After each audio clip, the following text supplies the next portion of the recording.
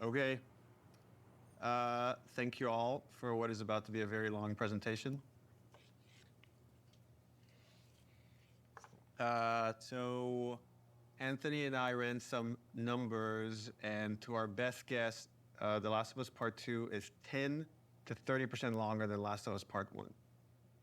However, this is the most detailed story presentation we've ever done. Like, if you think about the presentation for T1, where we kind of talk about the quarantine zone in somewhat detail, even though most of it changed, and then it's like, and here are some things that might happen with Joel and Ellie. They might go into a spore-filled subway tunnel. They might fight some cannibals. At some point, Joel will get incapacitated. This has everything figured out, even though it might change. Every character is accounted for, every cinematic is accounted for in this presentation, which means it's going to feel twice as long as the first game. So when you freak out, that's normal. That's part of this.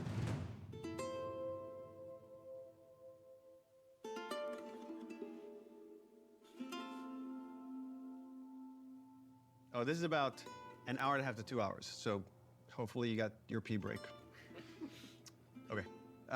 So we open on 15-year-old Ellie. This is a few weeks after the events of the first game.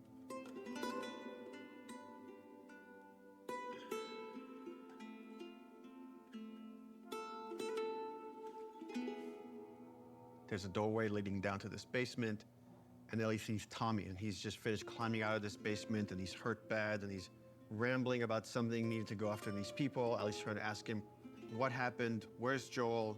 And he doesn't make any sense to her, and she starts to go downstairs. Tommy grabs her hand and tries to stop her, but he's too weak. She rips her arm away, and she heads down. And with each step, her heart races faster and faster as she sees this trail of blood. She opens the door, revealing Joel's mutilated body. And then shock just sets in, and she screams and tries to grab his body, and Dina comes and rips her away, and on that cacophony of sounds, silence.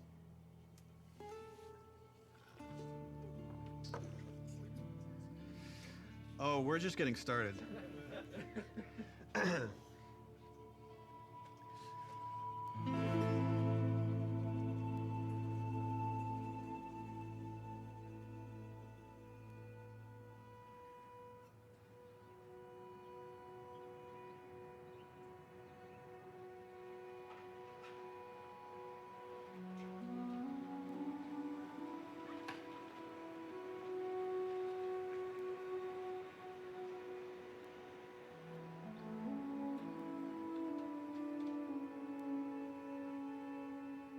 I've been working on this game since we finished, well, really been thinking about it since we finished The Last of Us. So many people were like, Last of Us 1 is so perfect. It should never have a sequel. They shouldn't make a sequel. They're like, oh, it wrapped up super great. But I think actually, if you look at the ending... Swear to me that everything that you've said about the Fireflies is true. Ellie is accepting a lie. I swear. Okay. She has a very good bullshit detector. She knows something doesn't feel right, but I think is too scared at that point to ask. How long can you really live with accepting a lie like that? The Last of Us feels like an origin story for this survivor in this post-apocalyptic world. Seeing like how Ellie has become such a strong, unique character, it really felt like, if we were to do a sequel, it'd be a shame for it not to focus on her. Move the fuck out of the way. Yeah, once we're done with this whole thing, I'm gonna teach you how to play guitar. Yeah, I reckon you'd really like that. What do you say, huh? Joel, he's gonna teach Ellie to play guitar. That always felt like that's just this unanswered promise that was kind of lingering at the end of the first game. We did this thing called One Night Live, where we had the actors come on stage and reenact certain scenes. So you say we get you to the Fireflies. What happens next? Marlene, she said that they have their own little quarantine zone, and that doctors are still trying to find a cure. I wrote this new scene that takes place after the ending of The Last of Us, but it was only shown to people in the audience. We cut off the stream right before we showed them the scene. If I ever were to lose lose you, I'd surely lose myself. Try and sometimes you'll succeed to make this man of me. Our future days of you and me.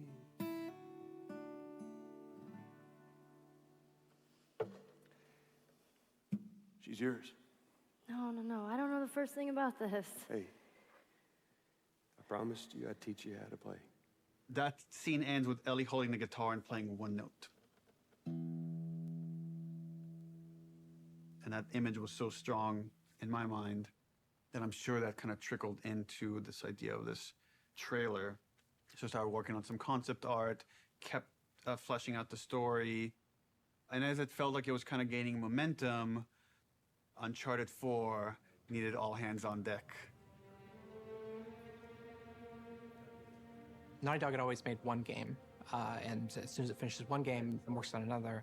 When I started on Uncharted 3, we were starting to experiment then with trying to do 2 teams. After we finished Uncharted 3, I jumped onto Uncharted 4. At some point in time, Uncharted 4 was coming down to the wire, and it's just, we had to shift resources, and pretty much everyone just ended up on Uncharted, trying to finish it up. So I said, okay, before I come on like in full force on Uncharted 4, I just want to capture this trailer. I walk through the valley of the shadow of death, and I fear no evil, 'cause I'm blind to it all. Said I walk beside the still waters, and they restore my soul, but I can't walk on the path of the right, 'cause I'm wrong. During the entire production of Uncharted 4, that's all I could think about. I had a lot of investment in Uncharted 4, but the day we were done with Uncharted 4, went right back to that trailer to wrap it up. Anything for this shot that's still happening? Not in animation. Of the shadow of death. This one feels kind of strong to me. Drawing a lot of attention. Can we tone that down? Yep. Actually, my biggest fear with this announcement is that it leaks early. More than anything, I have nightmares about this trailer leaking early before we get to PSX.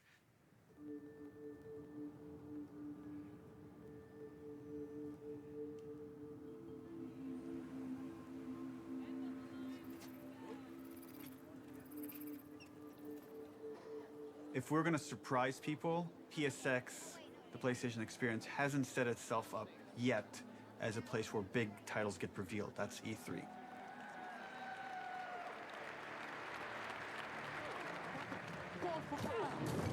No!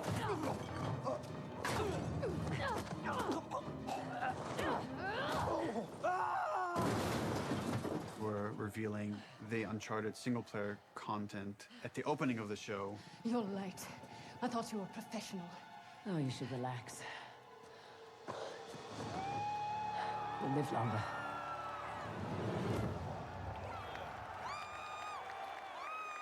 No one's gonna expect a second Naughty Dog title to be revealed in the same press conference. Please welcome to the stage, Sean Layden. There's one more special unveil we have for you tonight.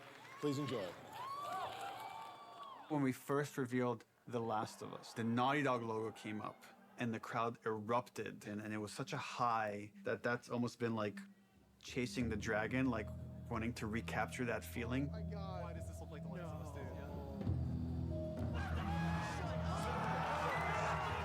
dude? Playing it at this surprising moment, I'm hopeful it will have a similar feel.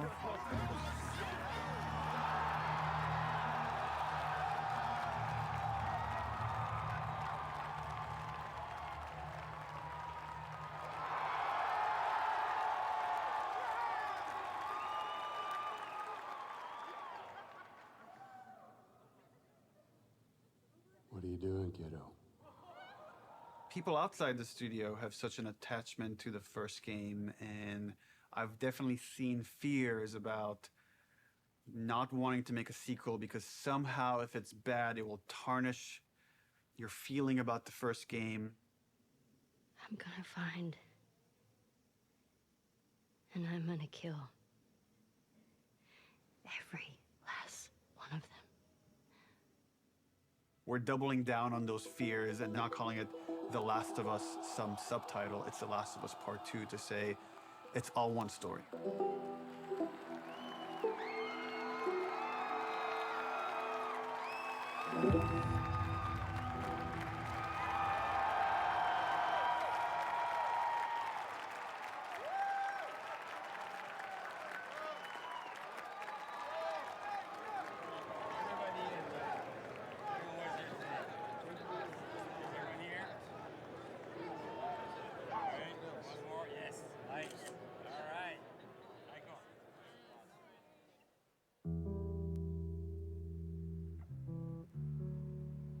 The concept for the sequel had to feel compelling enough, have enough weight that felt like, okay, this is an experience worth creating, worth spending the next 3 years on. I became really intrigued with the idea of the cycle of violence and how, like, certain events would trigger acts of violence that then would beget more acts of violence. It's almost never satisfying. It never brings the person you love back. And despite you thinking it's going to bring some closure, it doesn't. We just need more empathy. Wouldn't it be awesome if we could create an experience that lets you safely explore those feelings? With that theme, all of a sudden everything fell into place and this outline emerged. The whole catalyst for what starts the second game is Joel killing the doctor.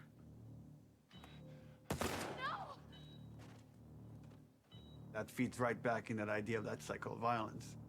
Now it sets up this whole kind of sequence of events. We're gonna start the game where you're playing a new character. That sequence ends with this character killing Joel. And we really have to paint her as this monster. Then when you play the next chunk of the game and you're Ellie and you're gonna pursue justice, quote unquote, and you're gonna go kill this entire crew, we're gonna go back in time and show you that same sequence of events, this character that you saw as a monster, to now get you to see things from her perspective. And how this crew is a bunch of people trying to survive in this world. And they had their reasons for pursuing and finding Joel and killing him. And the story was becoming very epic and ambitious. And I had a few parts that I was kind of stuck on. And I felt like to kind of shake things up, I wanted to bring in another writer. I thought it was a very thoughtful story about violence and obsession. He had Abby, sort of like this girl who was the daughter of the doctor. And that Ellie would go on this vengeance quest.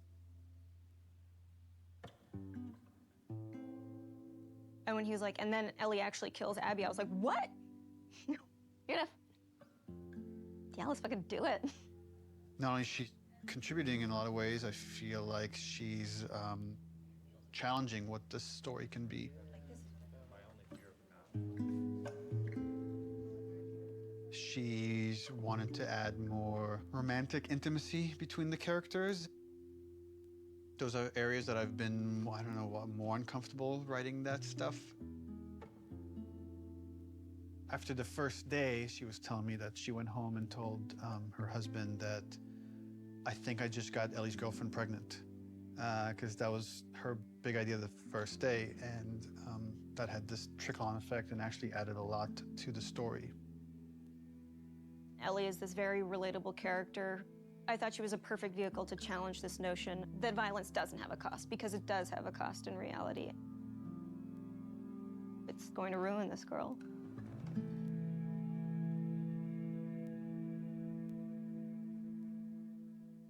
You know, people love Joel and Ellie, and we are about to kill one and make the other one a villain.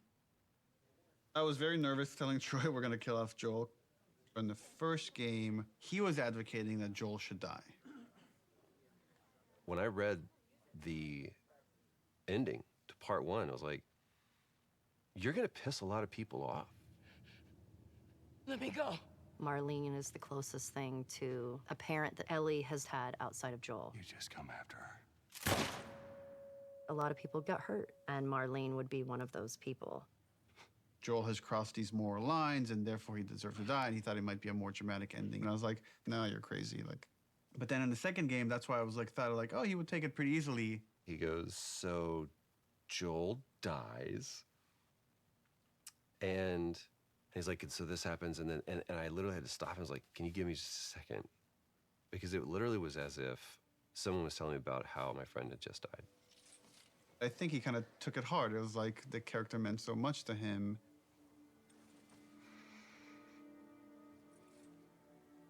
We're gonna kill off this character. His role is gonna be much smaller on this one. All of a sudden, it was, please don't take this from me yet. Ellie is scared to be alone. Everybody that she's loved up until that point, she's lost them.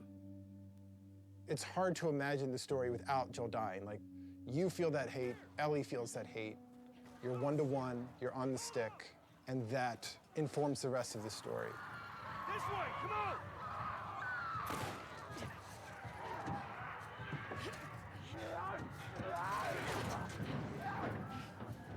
You okay? Yeah. We get you through interactivity to really connect and empathize with this character. Y'all act like you heard of us or something. And then make you feel like I've led Joel to a trap.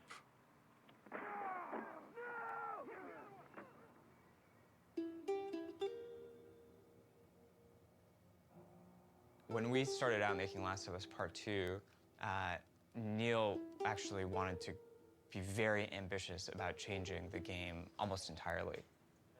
In the first, 4 or 5 months, the game was actually kind of an open world, inspired by Bloodborne.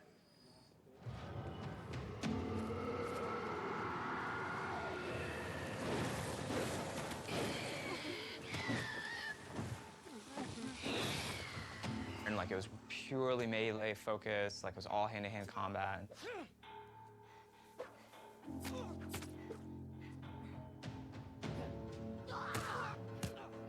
It wasn't just the melee combat, we were also looking at sort of layout structure. Bloodborne had a very sort of an open space that sort of kept getting bigger and bigger as you explored. I really like that feeling that you get of mastery over the world. It starts to become kind of almost a character in the game itself. And so that was also something we were looking at. We started out making it as different as humanly possible from the first game as we could, and then kind of dialing it back. The open world thing didn't work with the story that we were trying to tell and stuff. So in pre-production, we spent a lot of time just doing setups. I've got your back. Self-contained sort of units that tried to expound on a single sort of idea.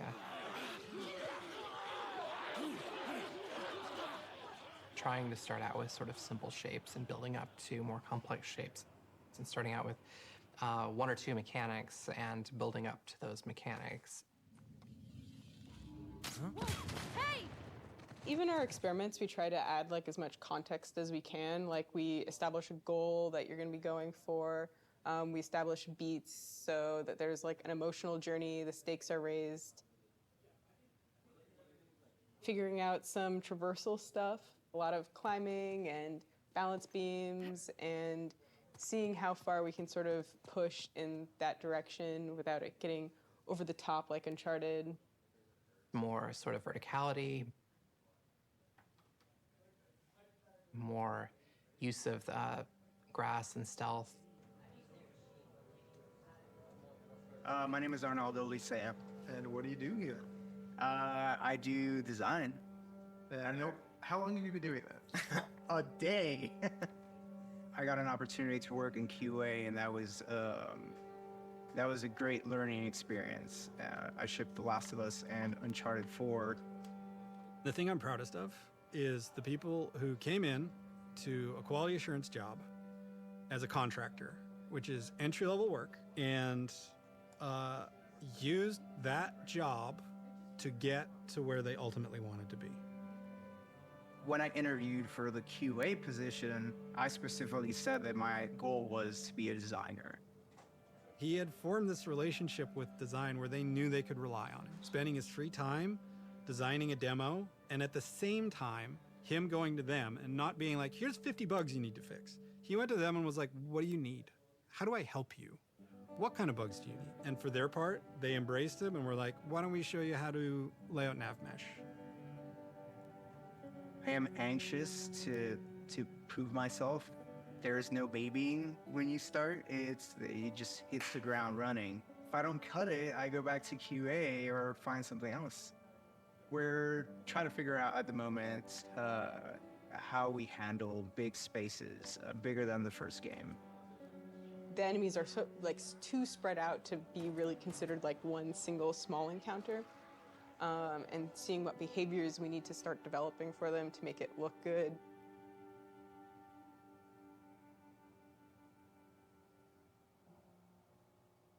The opening of Seattle, that whole section was pretty slow and quite linear in the level design. Let's assume that there's guys in this building, someone's starting to shoot at me from the second floor. So, okay, if I'm on the horse and I'm getting shot at, I can't take cover with the horse, so probably first thing I'm gonna do is jump off. And that's slow and clumsy, and maybe we can make that faster. It's like, but once I jump off, I'm gonna wanna take cover behind something. It's like, okay, I'm taking cover.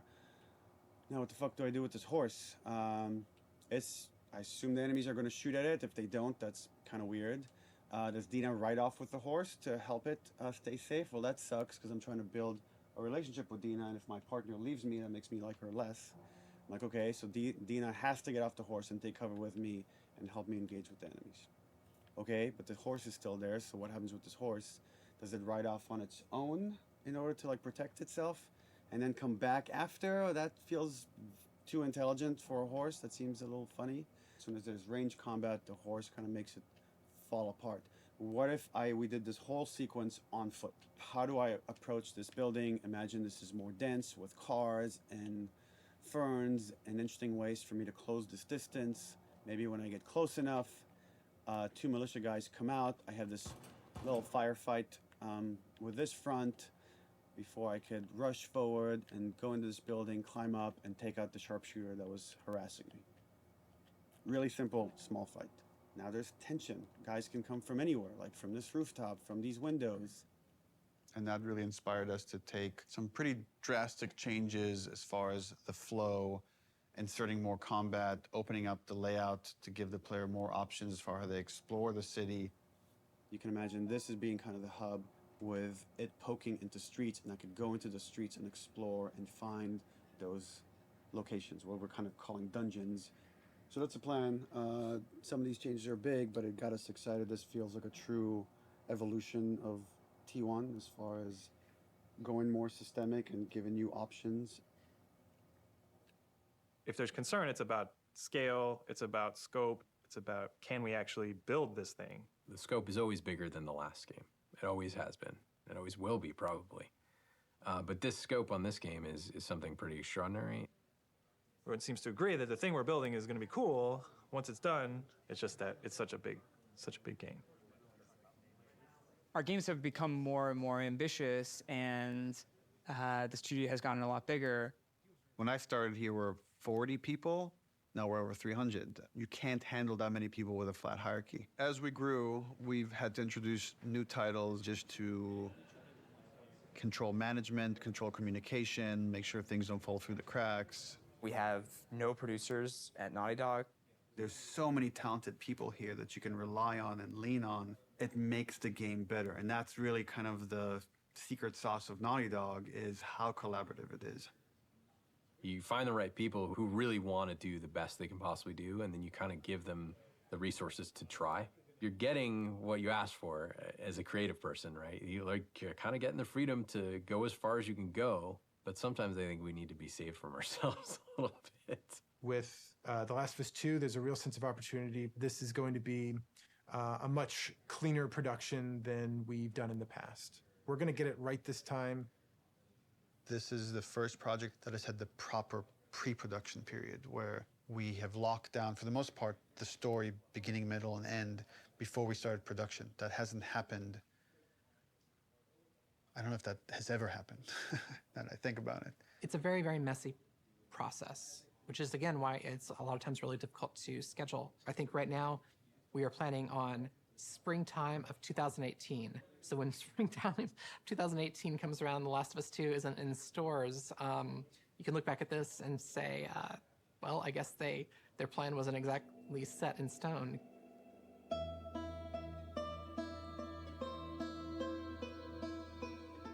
Historically, we've done very poorly at being efficient without the pressure of an external deadline.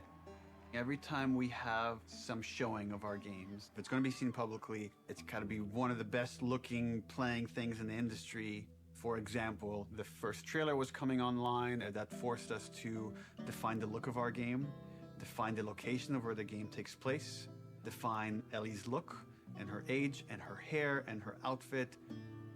We're forced to make those choices. We can't just keep iterating because there's a deadline. We want to try and schedule the game using these milestones as soon as possible. Which means we got to keep the marketing rolling, which means next E3, 6 months away, we need to look at a gameplay demo. E3, it's always been the biggest and most extravagant showing of the game industry. There's something special about the energy of E3. We need to figure out what the gameplay is, because right now it's just we've got a bunch of like cool prototypes and stuff like that, so it's scary, but we work well under pressure. We were hoping to be really aggressive and show at E3 2017 just to really kick the project into gear as fast as humanly possible. We want to break it up into a roughly 2-minute cinematic, a flashback sequence that will set kind of emotional context for what will then go into a 5-minute gameplay sequence. We want to do this festival within Jackson. Like there'll be like a live band, and we're just seeing people lively having fun. And for the crowd, are you thinking 30 plus people? Frank says we could do a 30 variation. I think we can make that work with 30. Yeah. Dina pulls Ellie onto the dance floor. Ellie's dancing with her, is making all these guys jealous, and then Dina says, "You want to make them really jealous?" And she leans over and kisses her. And on that, we do a hard cut to Ellie in the middle of the woods. So the idea is we shouldn't see any buildings, just woods, water, ankle-deep water rushing underneath her. What about rain? Are we still doing rain? I haven't discussed it with the other guys, but... That demo that we show externally for the very first time is setting the bar for the rest of development. But the problem is we're also working on Uncharted 4 Lost Legacy. So E3 is June 13th, which means probably we want to be done, what, like 2 weeks before that, which is 4.5 months from now. With Lost Legacy shipping at around the same time of E3, there are shared resources between the two projects. Especially sound and particle effects, so they were all on Uncharted. When it comes to the polish phase, both we're polishing this and that at the same, and SPDLC at the same time. I don't know if there's any specific item that needs to be worked on, but I think there's going to be programmer time doing both those things. And there are going to be times when it's like this needs polishing in E3 and this needs polishing in SPDLC, and like we're going to have to compromise at times maybe. We kind of just didn't have it at the forefront of our minds that, yeah, they're frickin' shipping a video game. It's literally the hardest part of making the game is shipping it. And we were trying to ship a demo, the second hardest thing you can do, at the same time and sharing a lot of their resources. So one thing would be helpful is to find out what are the items that you feel like you're most worried about. Like, let's say rain. We could do this thing without rain. So if that helps you a ton, we can make the decision now to remove rain. It would definitely help. How about wet hair? Well, if she's going swimming, then can't really get around that, right? How about no swimming? Puts on a cap. I got like a really clear energy of the meeting, which was how do we shrink it? It was such an impossible task. You can't help but start feeling some doubt, some anxiety about the leadership, not understanding the logic of it. You know, I think like anybody else here, I was definitely ready to roll up my sleeves and figure it out. All right, guys, we're gonna try to keep this pretty short. I guess. So after yesterday's meeting, there were a lot of side conversations, and there was sort of a sentiment about how much work there was to get not only this demo done to ship Lost Legacy, and it matched up with feelings that we were having. So we started discussing the responsibility of actually attempting this, and started to feel that it was a little bit irresponsible. That if we were to try to meet both these deadlines, we could probably do it, but we would end up doing a lesser job on both projects, both deadlines, than we would if we were doing them individually. And feels like they're both important enough to give them the due attention. So the conclusion that definitely is there is that the demo that was discussed yesterday will not be presented at E3. Yeah. Does it mean that our main point should be just focusing on more shipping before? Lost Legacy? Yeah. Yeah, definitely. But I mean, we should still try to. We don't, like I said, just want to just completely halt work on this, and all hands on deck on Lost Legacy. The idea is still to finish the demo, just to give us a buffer, so that these two deadlines aren't overlapping. Okay. It's just now we have more time to work on this demo properly without the pressure. Once that meeting happened, it was just like, right, of course. I'm not in the Twilight Zone. It makes sense not to do this. It felt really nice seeing the leadership kind of having the team's back and seeing the logic of the situation in front of them. That's it. Cool. Thanks. Okay, so are you pissed off? Am I pissed off? No. What am I? I guess in one sense it's relieved, because there was concern of whether we could hit the quality that we know we need to hit for both Lost Legacies and for what was going to be our E3 demo. And then on the other hand, it's kind of disappointed, because I was excited to get this demo done and get it out there and get the reaction, but now it's going to have to happen at some other point. What we've decided to do is deliver the demo at around the same time, but that's going to be purely internal, and the demo won't be 100% shippable. Gameplay and design and animation are going to be locked in June. Then we back off, we finish Lost Legacy, and then resources free up to finish the particle effects, the lighting, and the sound. And then we ship just the glossiest, best-looking demo you've ever seen. We burn that to a disc at the beginning of January, and then we don't touch it again, and nobody sees it until E3. It's going to be really interesting to see if we can really, really commit to being done, 5 months, 6 months in advance of E3, and not be tempted to say it could be a little better, let's go back. People are just chatting. I'm writing stuff. And we really just need to have the discipline not to do that. But that then left us as okay, what's our next marketing beat? What are we going to show next from this game? So now we have a new plan where we're going to release a cinematic around PSX time. I think we're going to do it at the Paris Game Show. This seemed like a pretty intriguing scene to introduce Abby. That whole scene is going to be our next marketing beat. And then we're not going to say much about it, about how this fits into the game, where it fits into the game.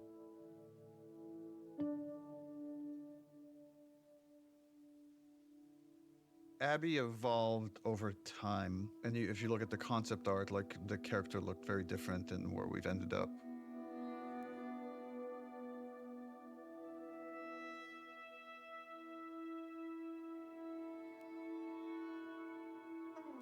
I don't remember at what point we decided to go with someone really kind of muscular and broad. But I remember once the idea came up, it felt very fresh.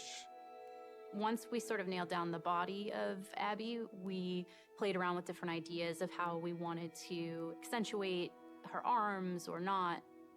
And there's something interesting in Abby feeling a lot like Joel.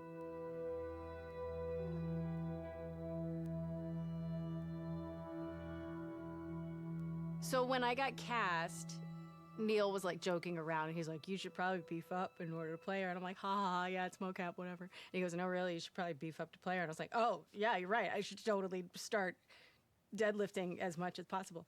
So I did, and I was training like crazy, and then I got pregnant. What are you gonna do?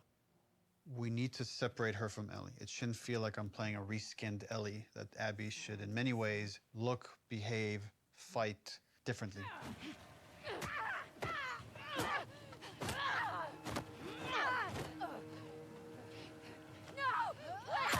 So in gameplay, we've discussed, well, she needs to have different upgrade trees.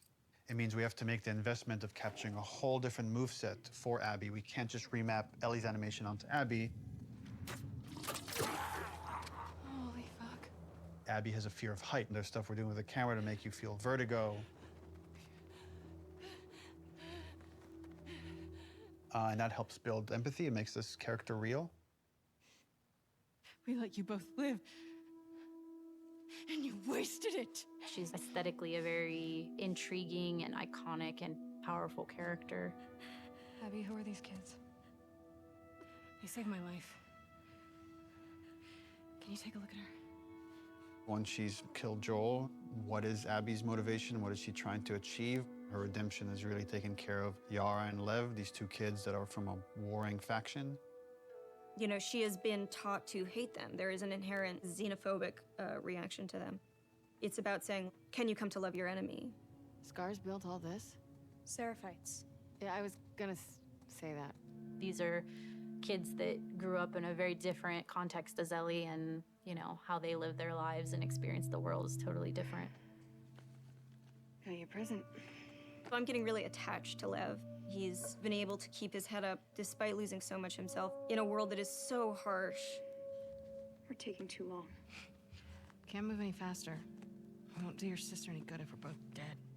I really like his dynamic with Abby. Her having this, like, fucking brassy little sidekick who calls her on her shit in a way that nobody else can. What's going on between you and your friend Owen? Oh my God, Lev, now? It seemed really awkward. Just go. Who understands the sort of sense of being orphaned in the way that a lot of people can't. How long have you two been on the run for? 2 days. What the hell did you do? I shaved my head. They want to kill a little boy because he shaved his head. I am not trans, so it's a very delicate thing to tell a story of an experience that I've not had. And that's something that we want to take seriously. Did you hear what they called me? Yeah. Do you want to ask me about it? Do you want me to ask you about it? No. Okay. It's really about trying to create a multifaceted character who is trans, and that is absolutely an important part of who he is, but also a part of who he is, not the whole of who he is.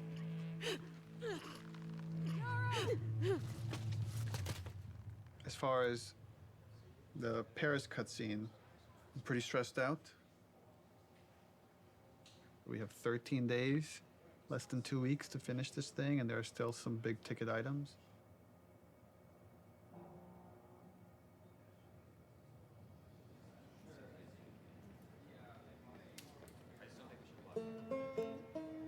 Lost Legacy turned out to be a much bigger project than we originally envisioned, but now that it's done, everyone is now on board. We've got the Greenlight demo done. She's putting on quite the show. It's very real. We're in full production now, so I guess that's the short of it, is we're in full production now.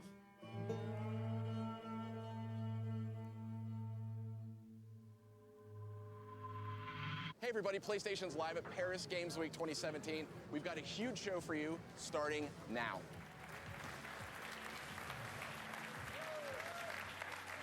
Wow, what a great way to open Paris Games Week.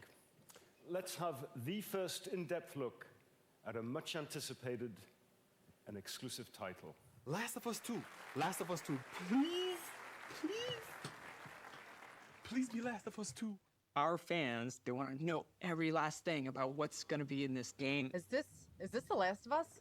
Neil has taken the way, he kind of creates an arc or like this sense of drama, this kind of sense of mystery or like dramatic tension, and crazily has brought it to marketing. I view marketing as part of the game. It's very calculated what we put out there and how we want you to connect different marketing assets. When we first released the teaser trailer, too many people right off the bat said Joel is dead. The blown out light really fucked us in a way I don't think any of us saw coming. We actually underestimated our audience a little bit. They're so sophisticated now, so you have to get more sophisticated, like how am I still gonna surprise players and viewers? You start on characters you've never seen before in a world that like could be The Last of Us, could be anything. That creates like a really, really cool sense of tension. At no point are we gonna market that you play as this other character. What is this? Yo, that looks good though. I was so excited about working on it, and I couldn't say anything. It was so rough. Oh, is she gonna cut a baby out of her belly? And then Uncharted 4, you find a comic book that shows Ellie's mom pregnant. So people already had theories that Last of Us Part 2 was gonna have Ellie's mom. Oh, if we just kind of black out the letters, she has the same number of letters as Anna, Ellie's mom's name, we'll get people to think this is Ellie's mom. Oh my God. Girl's got a good... That hammer's from the Outbreak poster. So we had that poster with the forearm of a character you've never seen before, with this like kind of wolf's head in the background. What does that mean? Kind of like prompting this mystery. You want people to feel like they figured everything out and then have the story surprise them. Man, if this is The Last of Us 2, bro, I'm gonna go crazy. Oh my God. Last of Us 2? Yes! Yes! Yes, bitch! Yes! I fucking knew it! Everything that we put out there is shaping expectation. And then the final game, hopefully, if we do our job right, should subvert those expectations in an interesting way.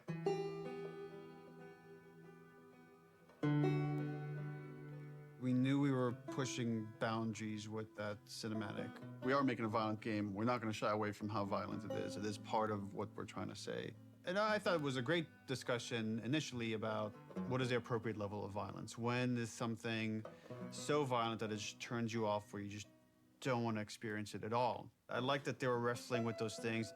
I didn't like some of the insinuations about the trailer being misogynistic towards the female characters. I don't think this story ever glorifies violence against women. There's no bias towards women or men. It just so happens that the two protagonists of this story are female, and therefore that's what you're going to see the most of. There has to be fail states in video games, which means a character has to be capable of being hurt. So does that mean that there can be no female protagonists in video games? Because that feels super sexist to me. And frankly, like, women are the victims of violence, and don't we want to see women fucking fight back once in a while?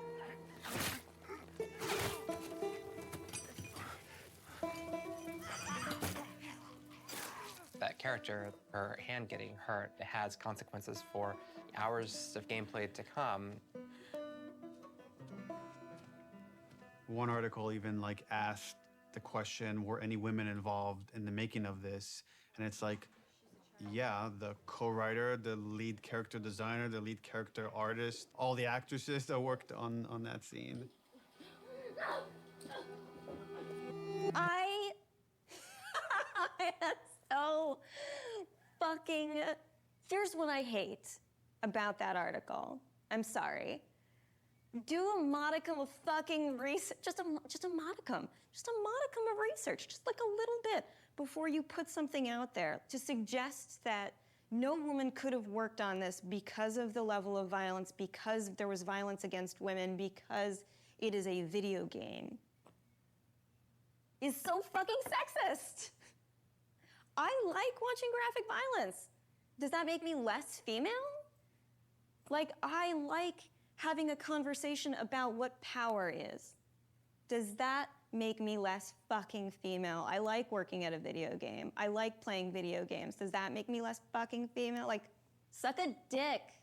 Don't put that in. I can't. I can't. Neil's gonna say put it in, but don't. I also don't represent all women, but I represent, like, I can represent this and say, I fucking wrote this. I wrote this. Like, I literally wrote the sentence, and then Yara eviscerates eviscerates his esophagus from his throat. I wrote that sentence. That is in the script, and I fucking stand by it. I'm afraid of being turned into a token rather than the truth, which is like, we're being thoughtful about the female narrative. These characters are more than just their vaginas. If you want to have a serious debate about feminism and feminism in video games and female depiction of violence, and you need to not see it as a binary conversation. It is an incredibly nuanced conversation. You cannot make blanket statements, and you cannot make presumptions. Fucking do your homework.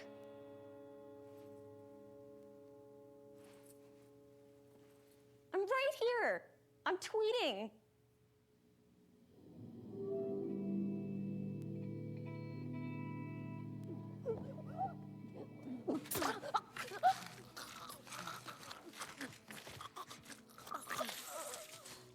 The tone of the violence in the game has always been important to portray as realistically as possible.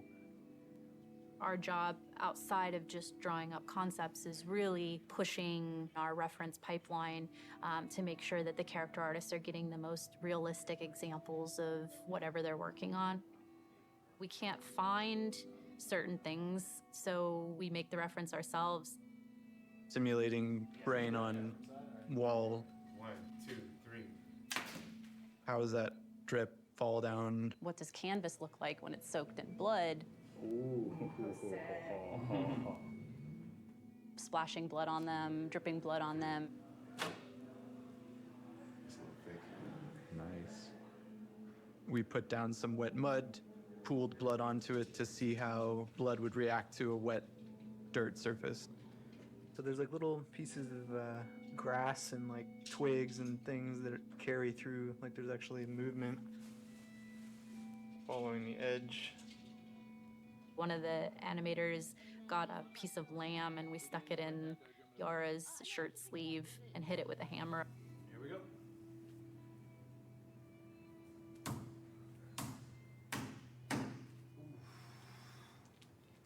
Yeah, we have a break. She's gonna need to hold this as straight, because if she does this, it's gonna, you know, just the weight of it's gonna want to make it fold. So trying to keep it as straight as possible. This past week's shoot was specific for the infected eating people's jugulars, and there was a concept that was done with like blood running down the mouth, but it's like, would that happen? Like, let's find out. I got on the ground and pretended to eat away at like a bloody soaked rag that we made.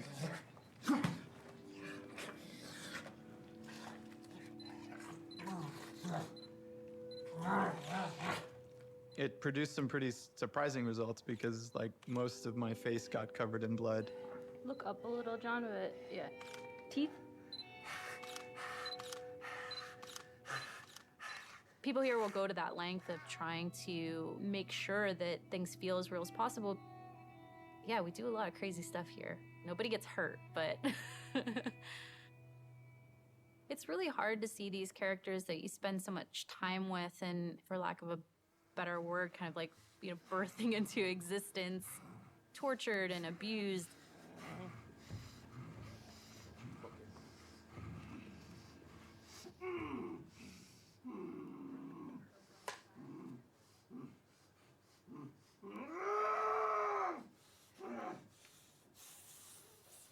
We're shooting the Joel death scene, which is like the catalyst, the opening of the game. This scene has all of Abby's crew. It's a complicated scene because it's the most actors we've ever had in a single shot. Y'all act like you're hurting us or something. It's because they have. Or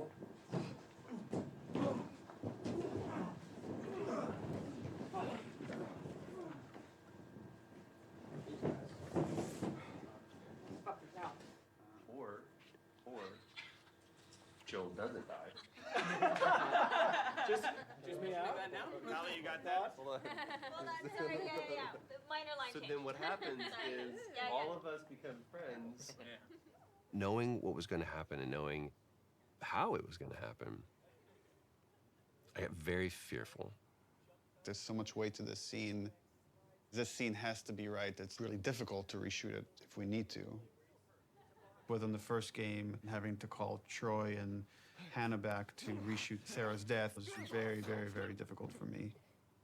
The last time I tried to do a big emotional scene, Don't do this, please don't do this, don't do this, don't do this, don't do this, please, God, no. Oh, God, no. that didn't go too well, and we had to reshoot it. Don't do this to me, baby. Don't do this to me, baby. Come on.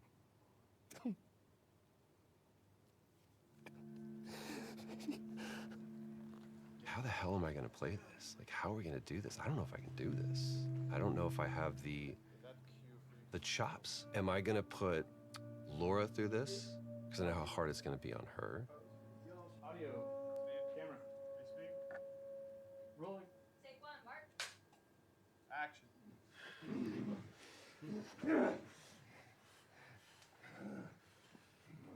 Joel Miller.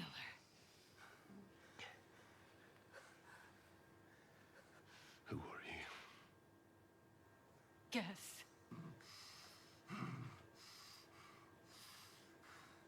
Why don't you just get out whatever speech you rehearsed? Get this over with.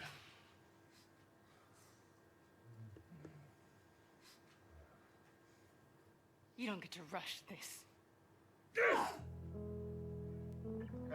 At the end, I really loved what he brought to it. I couldn't wait to get back into Ellie's shoes again because it's where, weirdly, I feel most comfortable in a lot of ways because it feels like a character that feels the most like me that I've ever played, which is a little disturbing. I mean, minus like the murder and the killing. So it's almost like a bit of step forward, like you're about to like lunge and shoot. Sweet. The biggest change that has happened since initial pitch is Ellie is there when Joel is killed. It used to be she came across the body, and then she had to rely on Tommy's testimony of what happened, and we shifted it, which made it much more dramatic and intense for her, and I think puts more of it on screen and again, allows you better to understand why she needs to pursue these people.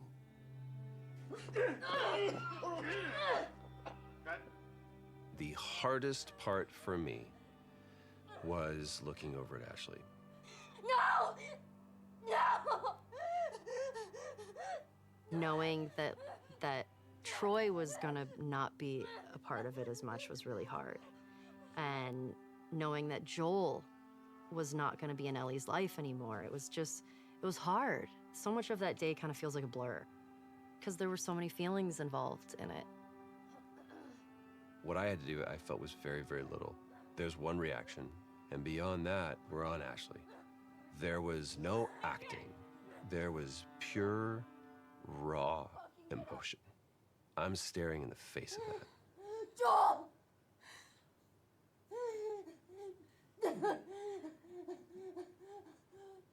Why are you doing this? Get the fuck off me! I'd lost a little bit of my voice. I couldn't scream like as loud as I wanted to, you know, to get that frustration and that sadness out. Ashley was behind, crying, and God. And knowing Abby was taking this away from her was very difficult. And so I was crying when we were filming that scene.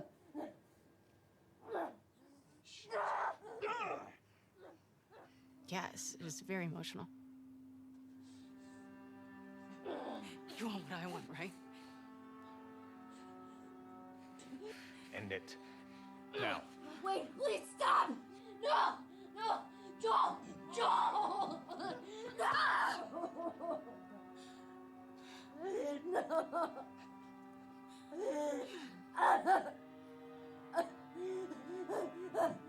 We want him to die in this really unforgiving sort of way. Like, it needs to feel senseless for you to say, fuck these people, I'm gonna pursue them to the ends of the earth and make them pay.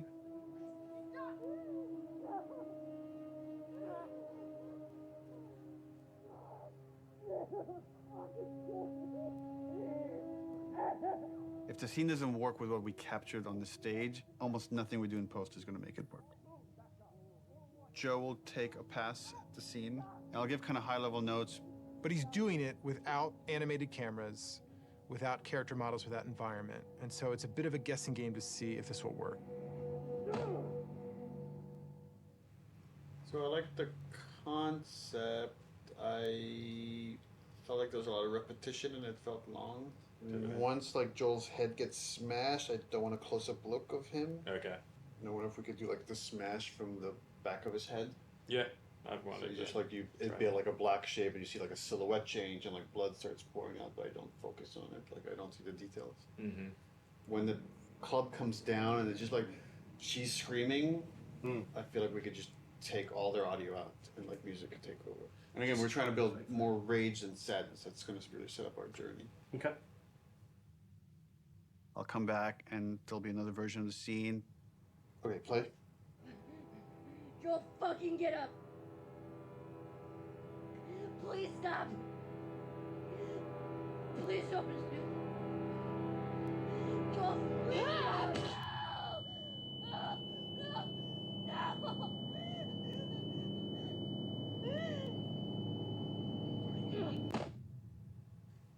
Overall, it's fucking awesome. Like I got emotional just the part where before he gets killed. It feels so fucking tense. There certainly is still a ton to do. We still have like 45 scenes that haven't even been looked at yet. It's terrifying given our deadline. The process right now is just getting Neil. We just need to get Neil into the room. Which one are we showing first? We've got essentially 3 versions. The one that I did, and this would work with what we're talking about doing with the scene, and then... Close one. I would probably say There are people standing this, here yours, sometimes. Mel, or I got bad news Mel, for you. yours, this. He's canceling? He's canceled. But we had the cameras set. He's supposed to come in. He's the Actually, it's good we're getting this on camera. This is what it's not about. This is what it's about. Yeah, he has some melee stuff to review today. He said let's pick it up tomorrow. So yeah, that's what happens. And so it's like, okay, all right, that's fine. I don't care. I don't care. Yeah.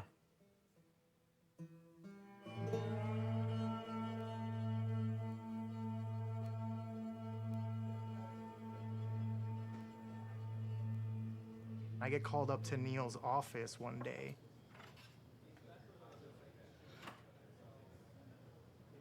And there's like an empty seat. And Neil just goes like, oh, just sit down. I'm like, oh my God, I did something wrong. And he's like, do you know why you're here? And I'm like, no, are we gonna talk about one of my levels? And he laughs and he goes like, no, you're gonna work on the E3 demo. It's always been a dream of mine, working on an E3 demo, seeing it on stage. Is this a joke? Like, am I getting pranked right now? So speaking of E3 demos, remember way back when, like you guys said you were going to block that content and then not touch it? How's that gone?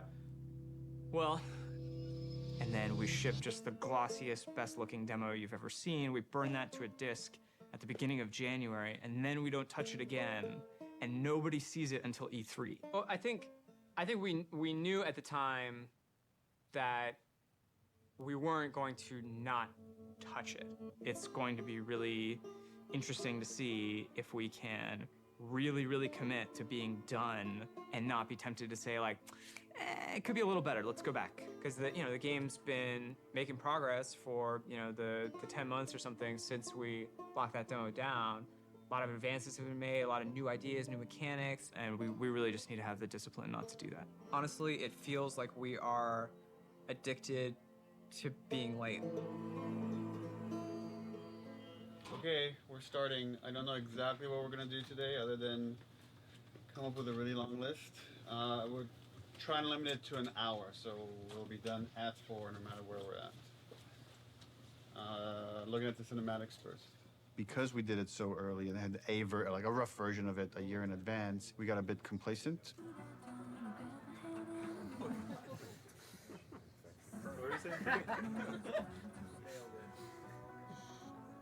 She's putting on quite the show. Sure is. Where are we on getting physics on these strands? We are working on it. So for next time? For next time? Yes, absolutely. We didn't scramble to figure out what it is we're going to show. We had the structure of like the festival going into this fight in the woods in Seattle. But it was harder to build the momentum we usually have. And I think that panic just wakes everybody up, and felt like it took us a bit longer to get there this time. So then you go in as if to kill this guy, see somebody over there. Oh, breaks 50% of the time, but use your imagination.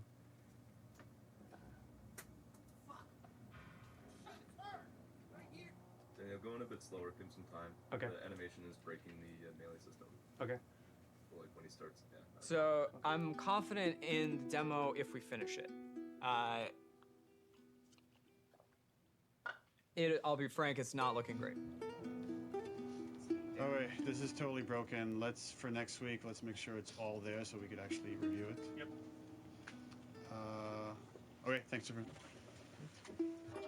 I feel like this demo is cursed.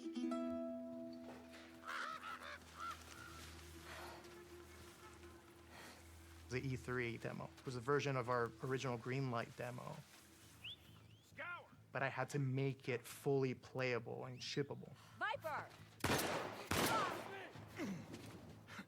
The first thing I did was just basically take that space made by another level designer and put just enemies in it and start fighting. But when I started playing it, I remember like it wasn't there. That parking structure was way smaller, so it felt more cramped. God is good. God is good. I remember going to Neil's office and being like, how much can I change this? And he's like, well, what are you thinking? I'm like, well, I'm thinking like this big thing, and I'm like, just like brand new designer, I'm just throwing out like everything, like I want to do this, and I want to do that, I want to make sure that it feels like a sandbox, that it feels like this big space, that it's multiple paths, it's like something like we really haven't done before in The Last of Us. And he just goes, go for it, well, let's do it.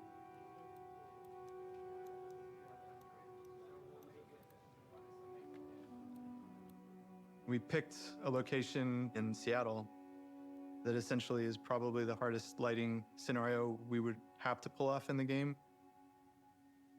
I wanted to get the overcast look nailed because so much of the game's dependent on that.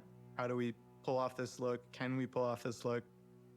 Everything felt a little muted, and we were losing kind of that next-gen quality of our engine. Like for a second, we actually turned the sun on in the demo.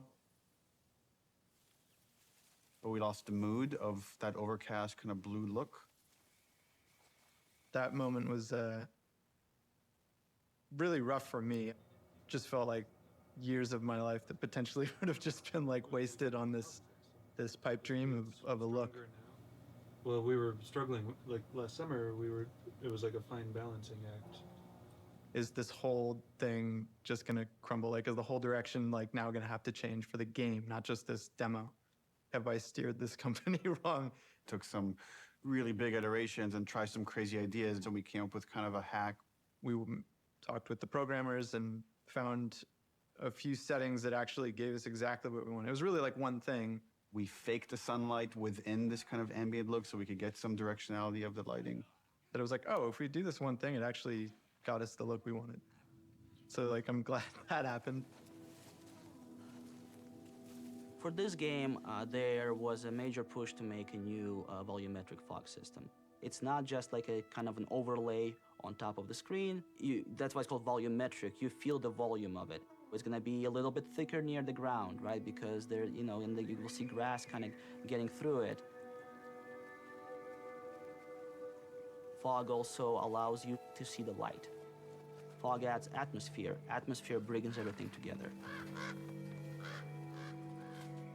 Now with this game, we did add recently some new tech that allows us to make some of the water drips more dynamic, meaning that if you have a car, you will see a water, follow the glass, follow the hood, and then from the bumper, you're gonna start seeing dynamic droplets. So that was really cool. And then we can now actually also use this technology to drive blood. Now we can have blood dripping and we have water dripping. The water trail can pick up where is it bloody. And if it's bloody, it can change its own color and start dripping more red. And on top of it, we also clear out the blood. So what you will see is you will see bloody area, you will see water trails going down, and you will see the water trails washing out the blood and picking up the redness and going down. Really, really cool.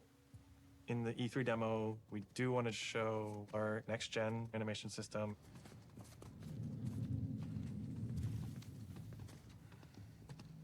One of the biggest animation upgrades that we wanted to add to this project was motion matching. The way that it works is it takes a pool of animation data and it picks the most appropriate clip to blend together and create just very fluid and organic movement. We want these characters to just feel grounded and believable in the world, properly shifting their weight and moving the way a real human would.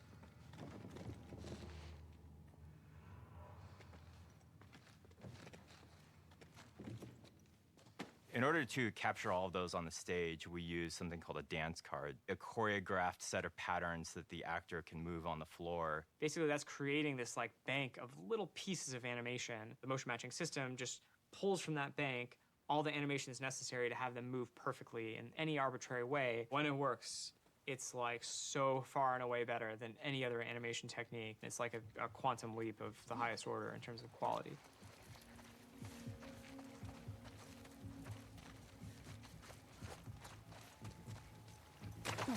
Any one mechanic is not maybe anything you haven't seen before. It's the combination of how it all comes together, the way it works with the animation system. The new stuff we're talking about is like, oh, you can be in grass.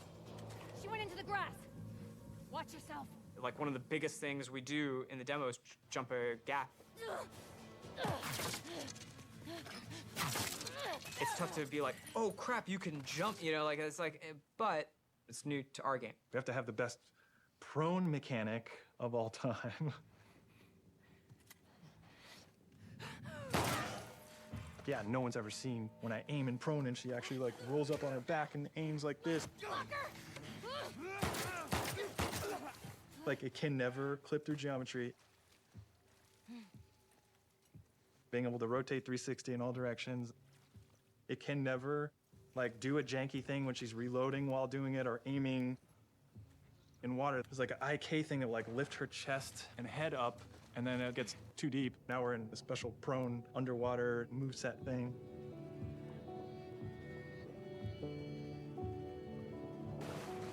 Her chest and arms and everything are kind of matching ground plane. Things that a player will never notice.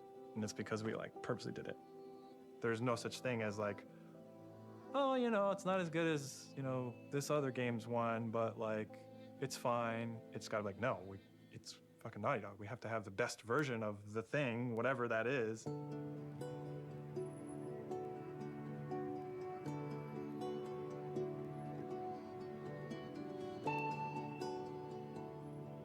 E3 overall was amazing. The press conference was in a very different venue. They usually have them in like these big auditoriums. And this was kind of like, almost like a pop-up.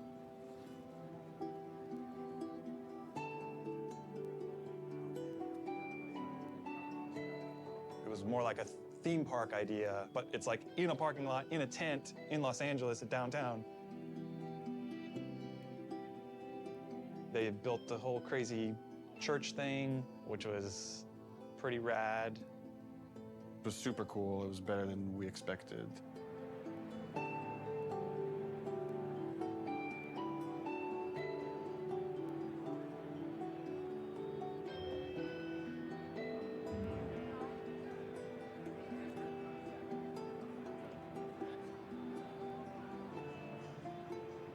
You could feel like the tension of people trying to figure out, what is this press conference? What's going on? What game are they going to show here?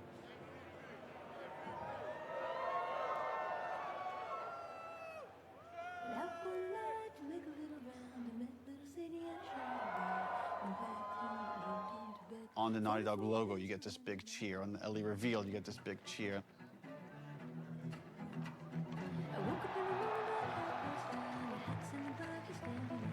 Every moment that we've constructed and planned like meticulously for really a year now hit, and hit the way we wanted it to hit.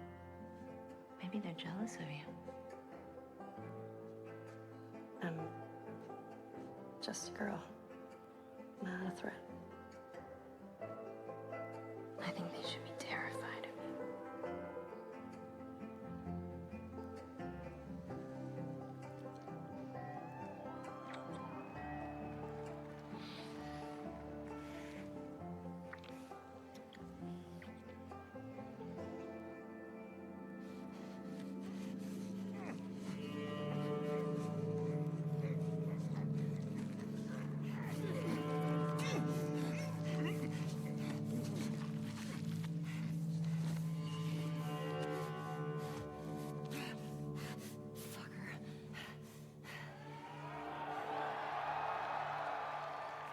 One of the biggest reactions was when the HUD came on. They looked at that forest and thought, there's no way it can look this good. Like, that's impossible. But when we flash the HUD and be like, yeah, that's it. This is the real game. People are not ready for this. Like, this is gonna fuck you up.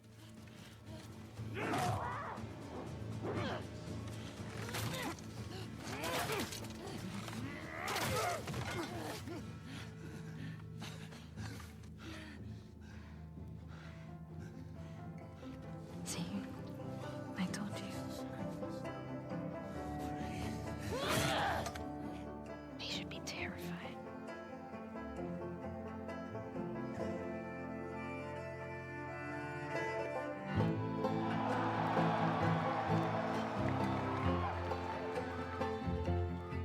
It was electric.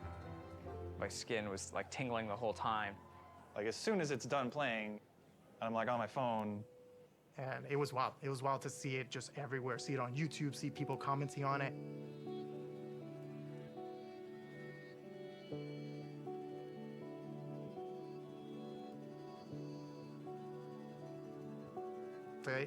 It was a really special moment.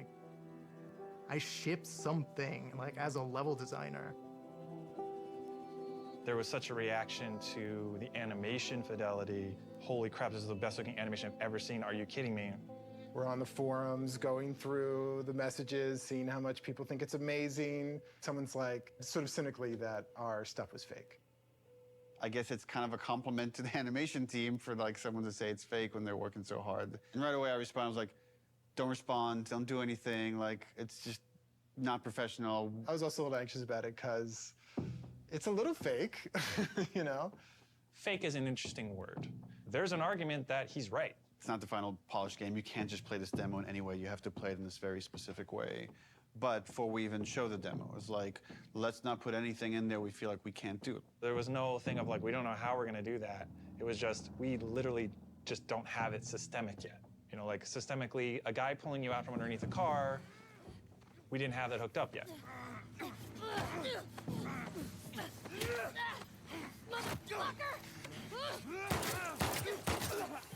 Now we have it hooked up in the game. It's her!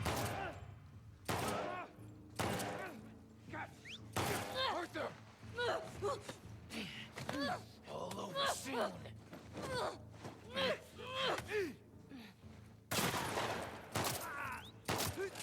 Ultimately, as we're building the rest of the game, if anything feels like it's not the right call for the game, we don't mind changing it. Like, we had certain things in the demo for the first Last of Us where like Joel picks up a pistol and takes out individual bullets from it and then pockets it. And like, we could have done that, it just took too long. So for gameplay purposes, we cut that out. I was talking to other animators and they were like, yeah, man, they think it's fake. They have no idea, like, it's awesome. The same animators who made this demo are gonna make the final game, so like, I don't know what you're talking about. They were confident, which I'm glad. We knew what we were doing, and we knew how special it was. It was a little bit of a microphone drop to the industry, and for many, it was inspirational, and they were excited to be able to add some of those details to their games and their future games, and for some of them, it absolutely freaked them out to see this might be the new bar that's expected for other games to follow.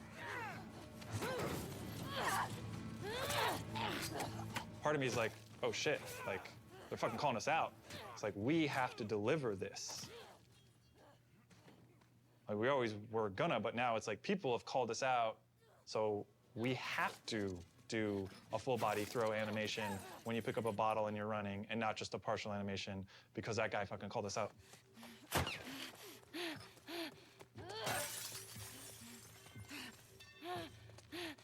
The real challenge is making the whole game look as good as this one controlled situation. We come out of E3 and hopefully we've set the standard for this, what the rest of the game needs to feel like.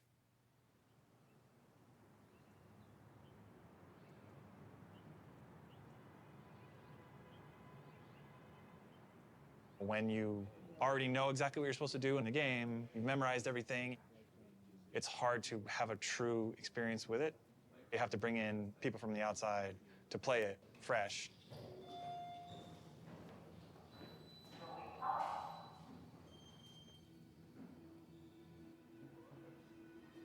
And so we try to start playtesting as early as possible. We've got testers in bright and early. They're going to start playing the game. They're actually just right across the hall over here.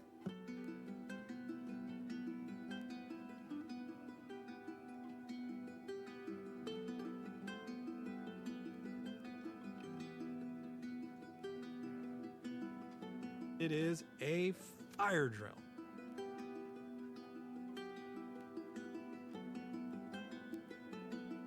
Because things have to work.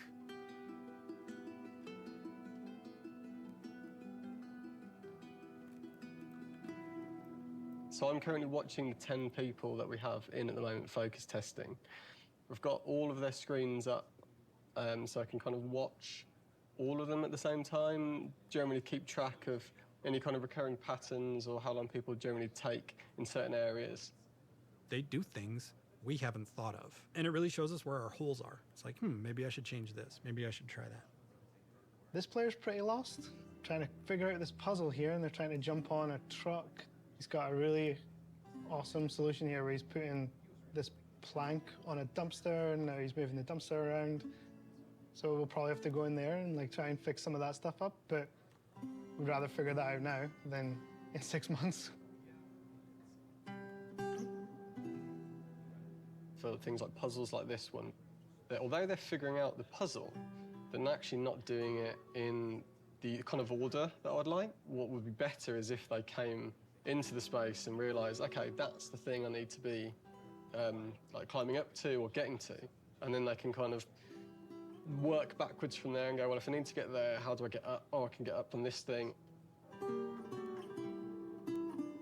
It's quite heartbreaking when you see people who are like really confused or don't get it, and it's something you think like it should be obvious, but it's not at all. But it's good data. We've had a few people on the team that have been really passionate about making our games even more accessible for people with different kinds of disabilities and making sure as many people as possible can experience our game. Accessibility is something that like really touches a lot of people. As we get older, pretty much all of us are going to have probably some sort of accessibility need. It's important to welcome people with disabilities into all of our public spaces, into our shared culture, and that video games are a rich part of that. I love this, that you don't have to have like a 2-button feature to keep her crouched down. This is awesome. I love that. Brandon Cole, he said, I heard you announce this game. What do you think about the possibility of someone like myself being able to play it? And Brandon is blind. I hadn't really thought about that before. I don't even know if that's even possible, but I want to try because that sounds interesting. If you click on the L3 button, it turns the screen and the character towards your next objective. So you're able to sort of instantly flip. It was very much inspired by the talk you gave last time you were here. I figured. Hopefully That's a beautiful thing. We had this feature that let you navigate along the golden path. And we also had this other feature. You could like put out this sonar pulse and you'd hear where all the items and enemies were located. But Brandon was playing that and was like, this navigation feature is great, but I don't want to just follow the golden path. I want to navigate to other things. It kind of occurred to us like, oh, we can combine these two features. We can let you scan for items and then navigate to that item. This gives you more room if you do it this way for different types of sounds for different types of items. You know what I'm saying? Yeah. Different sound for ammo, different sound for parts, different sound for explosive, different sound for keys. Or you Craftable and collectible. Yes, yes, exactly. Right on. But since we want to hunt for secrets, just like anyone else, you're also going to want to know that, hey, there's something way over there. Players with disabilities still want to have challenge. It's not about just making an easy mode. So what happened there was an auto vault. So you pressed into a wall and it automatically vaulted. I feel happy about this. This is an example of actually the good part of the studio culture, which is self-empowered, that I think allowed us to do this crazy thing, this thing that, you know, I couldn't tell you if it makes business sense to some degree, but it was something we were passionate about and interested in. It was a way we saw we could make the game better. It was something we saw we could like push the frontiers of, and we went with it. Studio leadership was supportive of us, but this really was like a bottom-up kind of initiative. Yeah, absolutely. And I think that early success really helped to build momentum for the rest of the project. Shielding everybody from the cost, from the budget of these decisions helps them focus on their discipline. Don't worry about money, worry about making the best game possible. Trust that there are people at the top that are looking at the budget and considering that. At a certain point in the project, we start offering dinners to the team. And it's kind of like an acknowledgement of like, okay, there's a lot of hard work to get it done.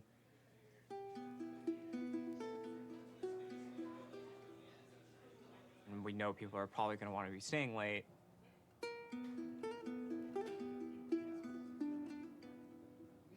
Now we are crunching. This is crunch.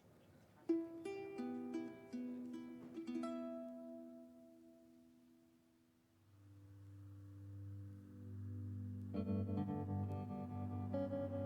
must have felt it for months that this release date is not realistic with how big the game is. People were asking us, is this a real date? Because it's not feeling like a real date anymore, so we felt like we had to react pretty soon. And then at some point, it just felt like because people were starting to put in longer hours, it wouldn't have been fair to not figure this stuff out sooner than later.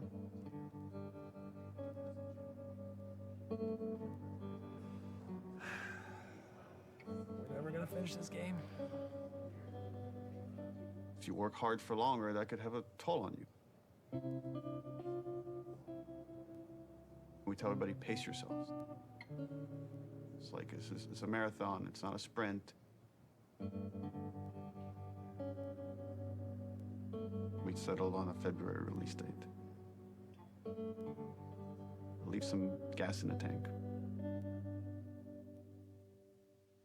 Right now, we are dancing a very intricate and dangerous dance. We have something like 6 months left to finish the game. And we are also showing a demo to the press. The longest playable demo we've ever done. 2 separate levels of the game. A level towards the beginning of the game where you play with Dina on patrol outside of Jackson. And then the second part of the demo is in a level that's super duper challenging. Ellie by herself, murder mode. So what we're doing for the press in 9 weeks is really those 2 levels of the game. It's unlikely that we're going to need to touch them again until the game ships. That was really the only kind of demo that we could do at this point that would still help further our production goals as well as give us this like marketing boost that we need. The more we talked about it, the more we convinced ourselves, okay, this would actually be a good time to just put out a trailer. Building these 2 major demos and a trailer next to the rest of the fucking game. And it felt impossible early on. I mean, it's the thing that's always hard for us to polish. You review these things and we're looking at all these tiny details. It's like, Even that shot of Jackson is like, where should the trees be? How much fog should there be? How much sun should there be? How should the sun hit the clouds? How we get all these civilians, the kids, do they have the proper gear? Are they wearing the right clothes? Is the tractor leaving tracks on the ground? That kind of crazy detail can only come through all these departments coming together and rising this occasion to achieve that kind of level of quality.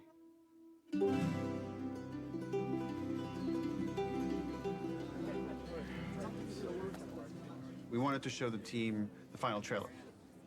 Before we show you the trailer, just to say thank you to everyone, where we jumped from doing a 3-hour demo to this trailer where we had almost nothing, and it's like pretty amazing what we can do when we all come together. In fact, it's so amazing you can forget, and I've been here for a long time and I can forget. So to remind you, and maybe reignite some of that panic, we're going to show you 2 trailers. One from exactly a month ago, and one from about an hour ago when we wrapped up the trailer. So enjoy. Look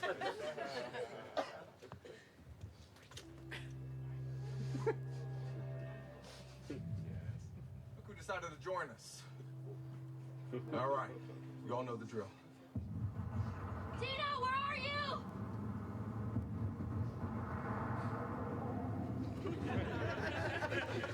You think I'd let you do this on your own?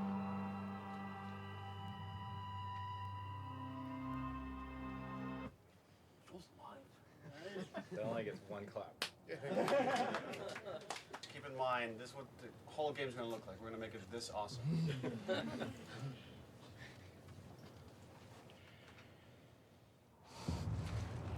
You can't stop this. This was a good reminder. Look, when we come together, when we rise to the occasion, when we do this thing that people outside the studio talk about, like this Naughty Dog magic, this is what it looks like. So when you look at parts of the game that aren't there yet, know that we could get there in a pretty short period of time when we're so focused.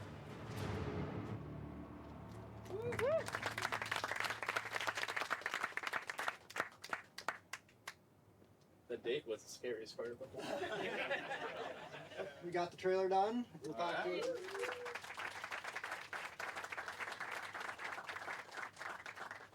Just wanted to take this moment to run through the events of Outbreak Week, which is when the trailer is going to debut. We are going to be having the big press event in Koreatown at this giant warehouse. We're actually having 80 journalists from all over the world come. We made sure very comfortable chairs for 3 hours.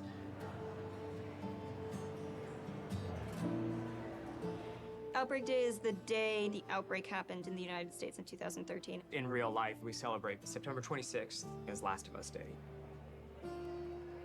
Every September 26th, we've done something for Last of Us fans. When people play these 2 sections, which are very different, I hope and I feel that both of them are equally impressive.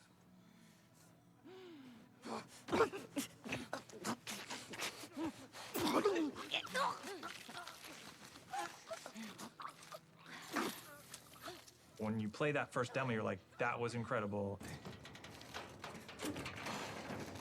Oh my God. This could have been the whole demo. This could have been the whole thing. It says enough about what the game is. And then you play the other half, and it's like way more mechanics heavy, way more combat heavy. Keep going, boy.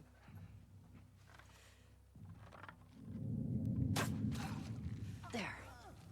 In the highest level of how Naughty Dog is perceived as a company, it's that we're story first and mechanics second. A lot of it is, I think, proving to the press and proving to people that, yes, we can do both. I want people to walk away and say, this is the best controlling, this is the best feeling third-person shooter. It's on the level of the best action stealth games you've ever played.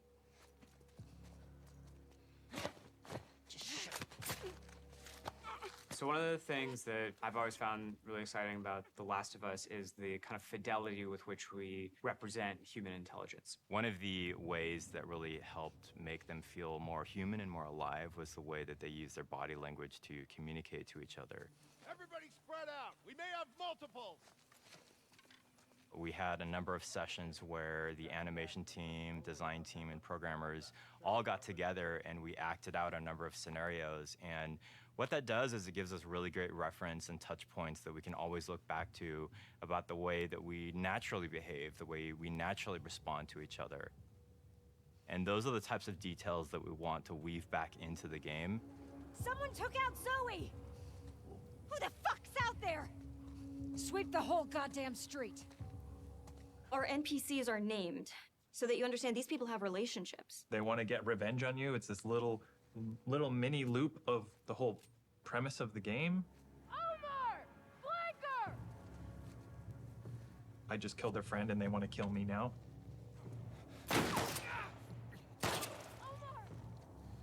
There's a cost. You killed that person. His friend now feels a loss. You know, his dog is now alone.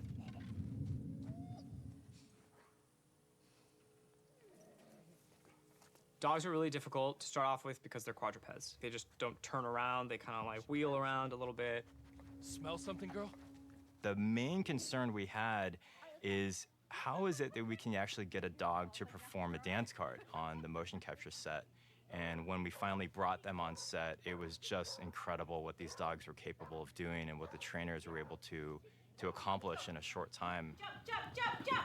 Oh, there you go. They move extremely quickly. So they're super hard to shoot. Right in here!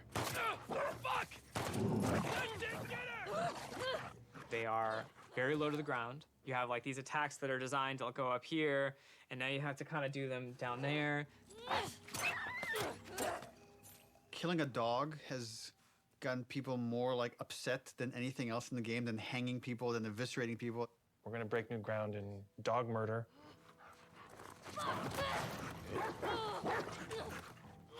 We had like a new scripter start like 2 months ago. First question, she walks into the middle of the room. I have one question. Does the dog survive? And everyone's like, oh no, first day.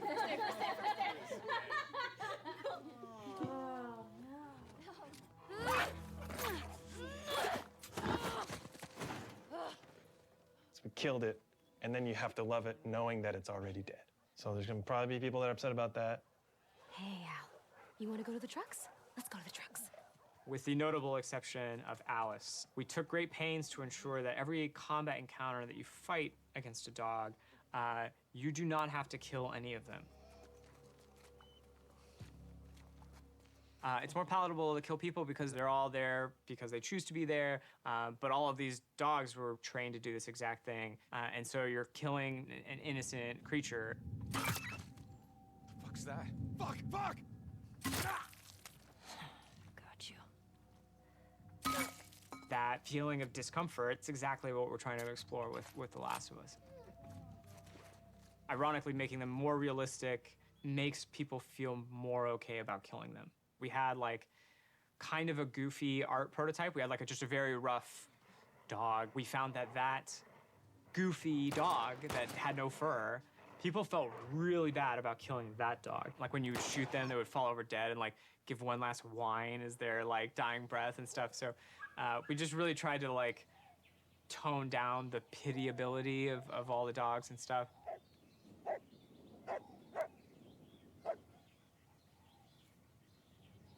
The best sound in most games are the stuff you don't notice. The Foley in the game is extremely detailed.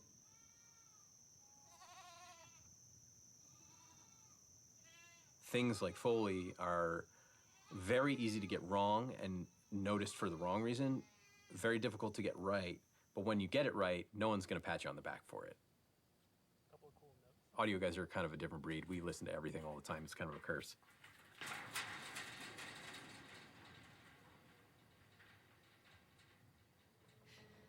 Our ability to use pre-recorded assets from a library that's like commercially available has been diminished almost entirely because we have very specific needs. Do one more of those.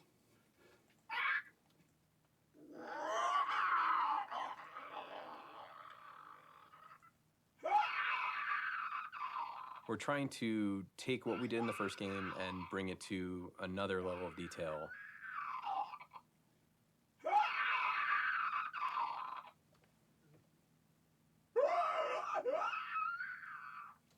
Yeah, play with that a little bit. Like mixing that tonality in is cool. Yeah. The enemies themselves, especially the infected, have had to go through a review process. In the first game, they're pretty coarse. They're basically like on or off. They're either walking around mumbling or they're freaking out trying to get you.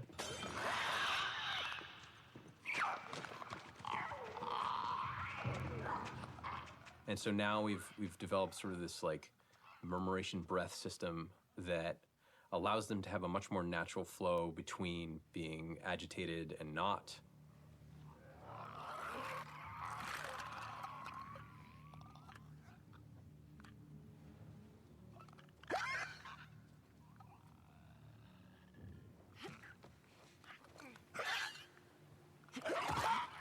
A big part of those recording sessions is working with the voice actors. It's much more collaborative. Yeah, that's cool. I kind of want to see what your more natural voice sounds like. You're basically trying to coach people that they're not zombies. Yeah, now imagine sprinting like that. Already out of breath. No, Oh yeah, cool, dude. Man. Yeah, take your time, man. That's really great. One of the folks that we worked with, the sounds he was able to generate from himself was unlike anything I've ever heard before.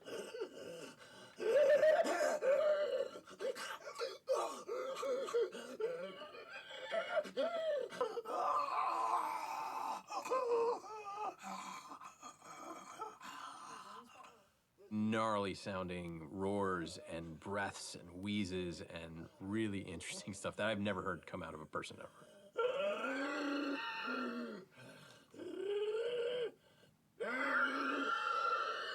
Sound is, we're inherently post-production on a lot of this stuff. We kind of just have to be jamming and we have to be as prepared as possible, and that's what we try to do.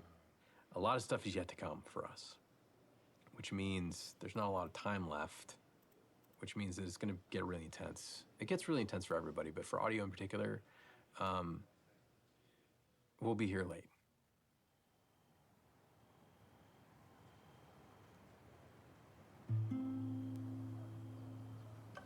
I think that, I don't know if it's the whole studio, but I know I'm definitely feeling very tired right now. I'm feeling a little burned out. I'm realizing that I can't crunch like I used to. I can't put everything I have into these games as much as I was able to when I first got here. It's pretty unanimous that this game is really big, it's bigger than we'd like it to be. The Last of Us Part 1 is small compared to this game.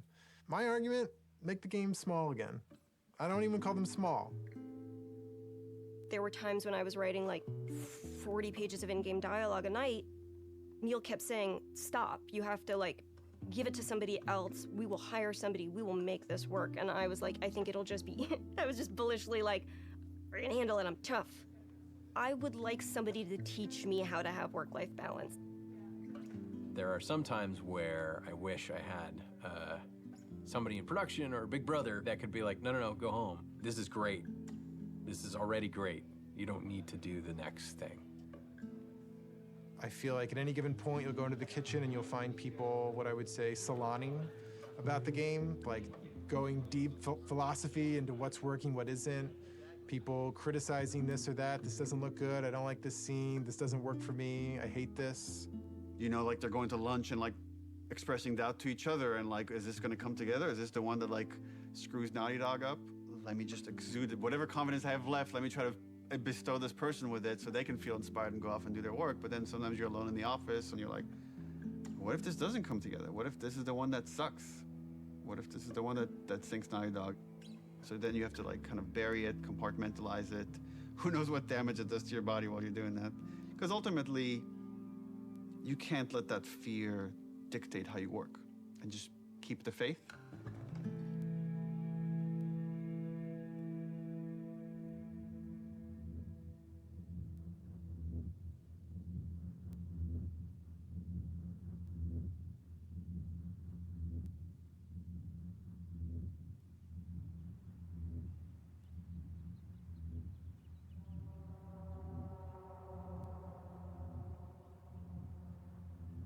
The game was just about done, was content complete. We were fixing bugs when there's these like rumblings of this pandemic happening. Like, I remember when this COVID shit hit, and we're like, bro, really? Like, for real pandemic? You know, at first it feels like, oh, this is nothing we need to worry about. And then all of a sudden you do have to worry about it. And like, are people gonna want to play a game that takes place in a pandemic when there's a real pandemic? We had never worked from home ever. Naughty Dog was actually strictly against working from home. We did not have the infrastructure set up at the studio to work from home. And it's because we were so intense about security and leaks that all of our data, including our emails and our chats and IMs, it all had to be on a server inside the building.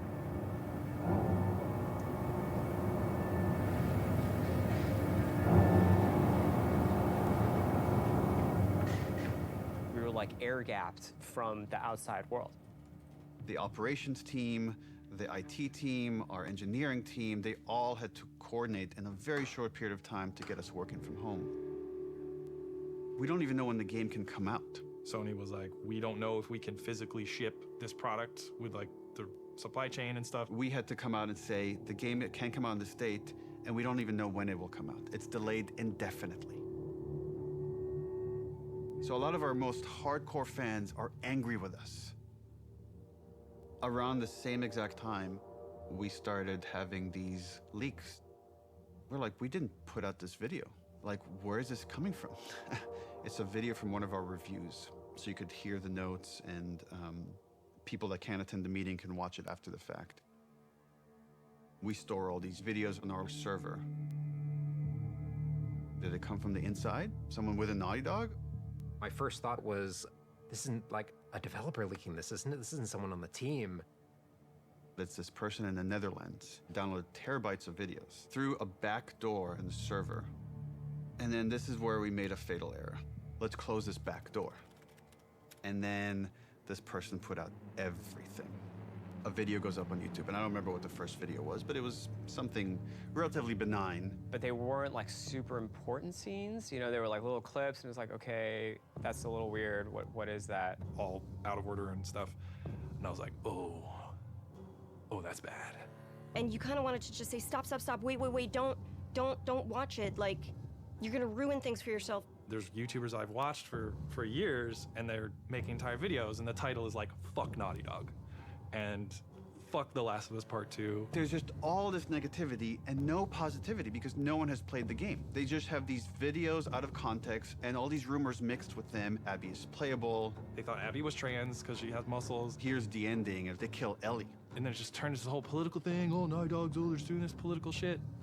And then I get this text from Evan. They just posted Joel's death. And my heart sinks. I can't even describe this feeling. It's just this like dread. It's almost like you just heard someone you care about died. I don't know, that's the closest I could come to. I thought Troy would be looking at that and be like, you see, you were wrong. He said, do you think we did the right thing? And I said, I don't know, Neil. I haven't played the game yet. I was livid. I was real angry. I'm bombarded with hundreds of negative comments, death threats, anti-Semitic comments. It's putting me in a deep depression. There's some stupid stuff that's like, you're a feminazi, you're whatever shit like that. But it's like some stuff was really like, you know, disturbing. The hatred, I think that was behind it. I was sad. Like, there were a lot of days where I would just cry. Every time I went online, it was just, that's all I saw was death threats and threats of violence. And the worst of it, the really like hardcore death threats got passed along, and they, you know, made sure that they weren't anyone that like lived close by. Yeah, they were like threatening my son, you know, who was born during all of it, and yeah, it was rough. It was rough. But, you know, more than anything, it just kind of like, it kind of like taught me to kind of keep a distance, you know?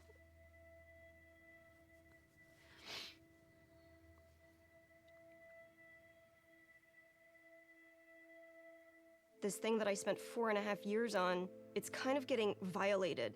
And then for 2 months before release, there's like nothing you can do. You can't release the game sooner because it's not done yet.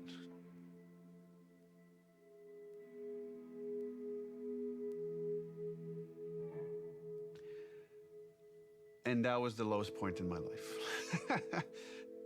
I'm working on the game towards the end at home by myself, feeling very alone. And I said, who am I doing this for? Like, why? It's too much. And I barely squeaked by. And then we were able to finish it. And, we sent it to reviewers, and reviews are through the roof.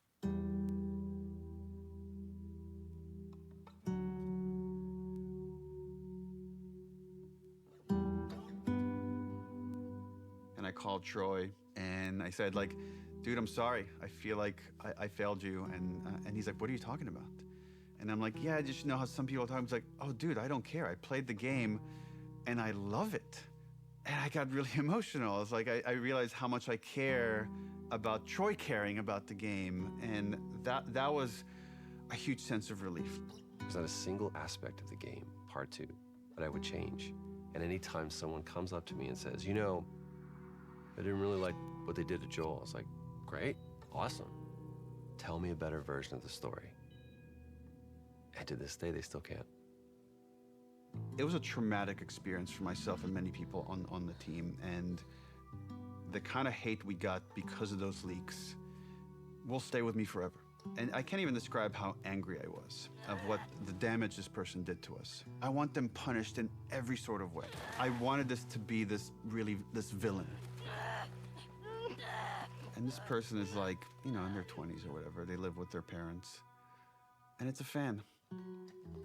And then when we delayed the game indefinitely, this is what they said, is like, I wanted to force Naughty Dog's hand. I wanted to force them to release the game. So I thought if I just put out all the videos, eventually they'll put out the game, which again was never an option for us. And I remember sitting there, sitting in my anger, and then slowing down and just saying, okay, if anybody should take the lesson from Last of Us Part 2, it should probably be us. Just let it go.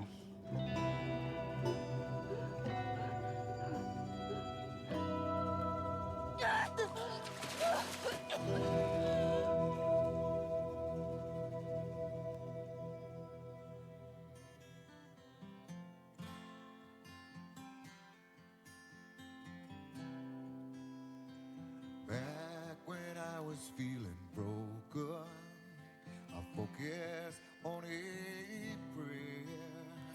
I believe, and I believe, 'cause I can see our future days of you and me. We got Eddie Vedder to play Future Days for the Game Awards. I'm a huge Pearl Jam fan. Really? Yeah, I know. So shocking to many people.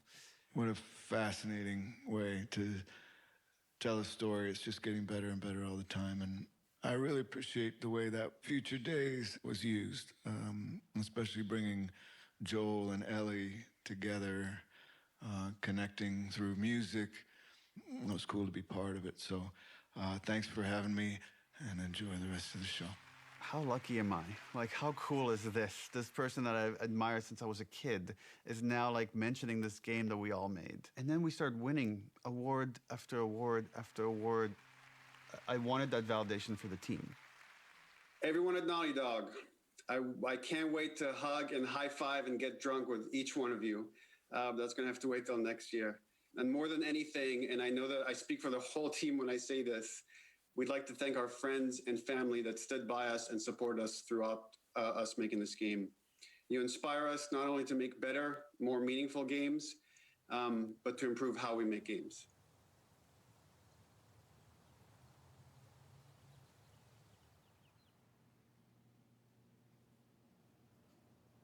The pandemic kind of brought up that question of health and mental health. Are we developers that are going to stay at the studio and have full careers. How do we make this sustainable? I chuckle in retrospect, just how absurd the failure of trying to alleviate crunch was.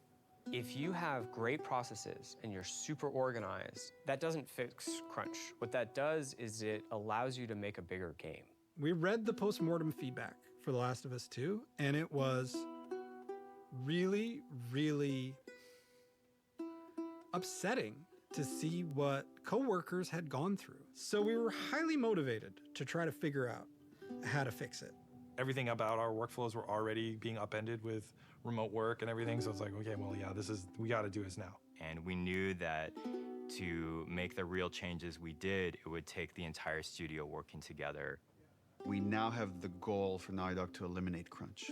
The only thing that fixes crunch, the only thing, is just deciding that you're not going to crunch.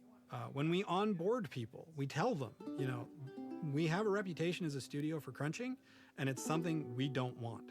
And it's something we're not going to do anymore. First, we had to do, what is crunch? Let's define it. Because when you just look at hours, that turned out to be too simplistic. It's a multitude of factors. It's not just like one thing. It's not just, oh, because of this is what's causing crunch. It's literally like so many of these little things. How do we make sure no one at Naughty Dog burns out? Every couple of months, we send out a 90-second questionnaire that goes, are you worried about your workload? Are you worried about having to work overtime? If you feel like I'm overburdened with work, you have to tell somebody. We used to, as a studio, when we were getting close to shipping a game, bring in dinners for the whole studio.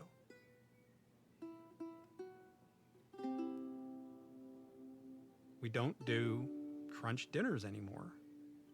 Being able to work from home is hugely helpful for me, from my mental health. Of my daughter's there, my wife is there. Hybrid is really the sweet spot because I think the benefits have just been enormous. In the past, our leads, our managers, were the people that were best at their craft, but not necessarily the best managers. So we created the role of principal. We really gave people the choice, do you want to make stuff or do you want to lead and manage? And Arnaldo is now a lead designer here. Now I'm responsible for a team, and I really enjoy that. And being able to share that knowledge and kind of work with someone, even if they're more experienced than me, and it's been great so far. We have a very large and robust production department now that we didn't have. Holding us accountable when we make a decision, when it's just everyone going, yes, more, yes, better, yes, polish, polish, polish, tallying that up and going, okay, well, this is the result. Now you're not in your ship date anymore. It feels so much like a different studio. I hope that we can keep changing for the better and make sure that we're making the games that we want to make, that we're really passionate about, that we don't stop doing that. We want self-driven, healthy designers. Yes, we want to have it all. We want to have it both. And can we do that? That'll be the question, I guess.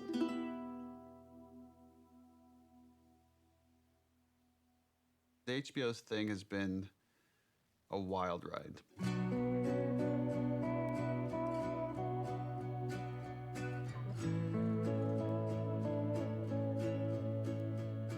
I just wanted it to be good. Dude, if it just comes out and it's a good show, that's gonna be huge.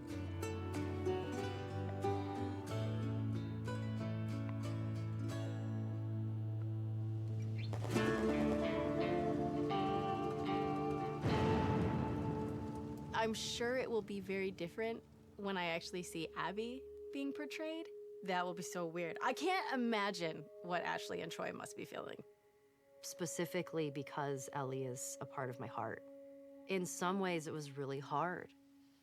I feel like Bella was the only person who could play her because I feel like she is Ellie. There's a part of me that's weirdly protective of her. I remember when Neil told me, we found Joel. I was like, he wasn't missing.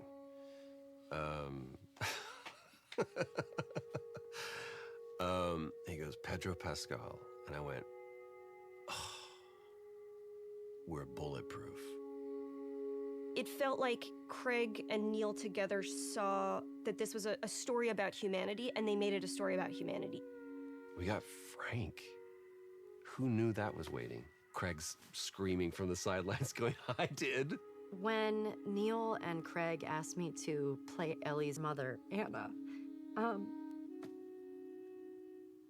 it made me so happy. And I'm crying, so it doesn't seem like it, but it was symbolic in so many ways to me. Being able to sort of bring Ellie into the world, be the first one to fight for her.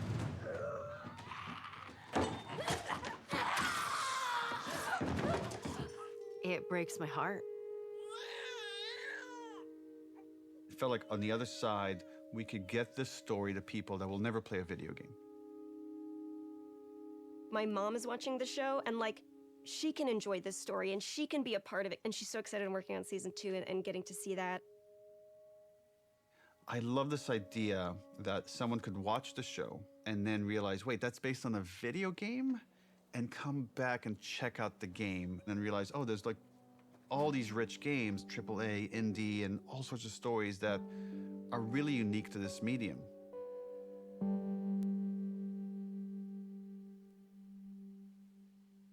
I did some other interview where someone asked me about The Last of Us and would there be any more stories or something. And I mentioned, like, you know, we have written a story that takes place after Last of Us 2 that stars Tommy.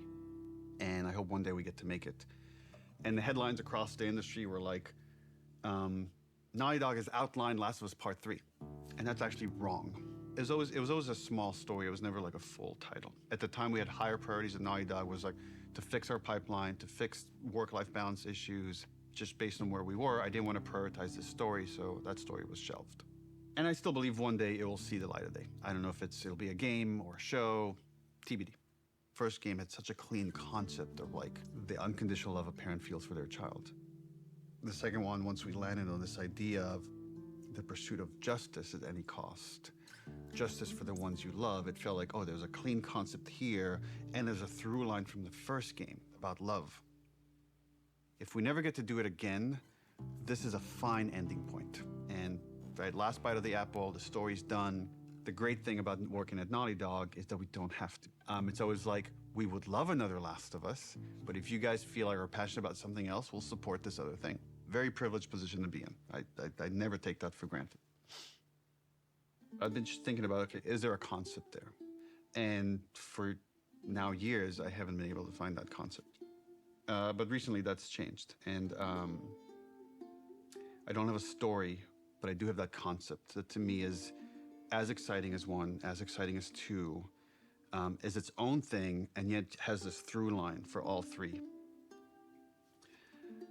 So it does feel like there's probably one more chapter to the story.